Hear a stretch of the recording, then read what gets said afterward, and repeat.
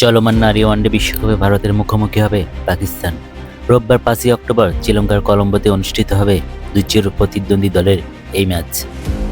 ভারতের cricket board BCCI জানিয়েছেন, আগের ছেলেদের এশিয়া কাপের মতো এবারও নারী দলের ক্রিকেটাররাও পাকিস্তানি খেলোয়াড়দের সঙ্গে হাত মেলানো থেকে বিরত থাকবেন। টসের সময় বা ম্যাচের যে কোনো সময় হ্যান্ডশেক হবে না। বিসিসিআই কর্মকর্তা পিটিআইকে বলেন, পুরুষ দলের নীতি নারী দলেও প্রযোজ্য হবে।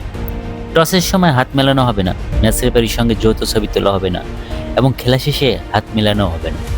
বিসিসিআইয়ের সজীব দেবজিৎ বিবিসিকে বলেন, আমি এখন কিছু বলতে পারছি না, তবে পাকিস্তানের সঙ্গে আমাদের সম্পর্ক একই রয়েছে। সব নিয়ম মেনে কলম্বোতে পাকিস্তানের বিরুদ্ধে ভারত খেলবে। এমসিসির সব নিয়ম মানা হবে। ছেলেদের এশিয়া কাপের সময় ভারত পাকিস্তান গ্রুপ পর্ব, সুপার 4 ও ফাইনালে মিলিয়ে 3বার মুখোমুখি হয়েছিল। নারী দলের জন্য পাকিস্তানের বিপক্ষে রোববারের ম্যাচটি ভারতের দ্বিতীয় ম্যাচ। প্রথম ম্যাচে ভারত গুয়াহাটিতে শ্রীলঙ্কাকে হারিয়েছিল। যদিও বিশ্বকাপের আয়োজক ভারত, পূর্বের সমঝোতা অনুযায়ী দুই দেশের দল নিরপেক্ষ ভেন্যুতে খেলবে। রাজনৈতিক উত্তেজনার মধ্যে দিয়েই ছেলেদের পর এবার মেয়েদের ক্রিকেটেও একই নীতির মধ্যে দিয়ে পাকিস্তানের সঙ্গে মুখোমুখি হবে ভারত।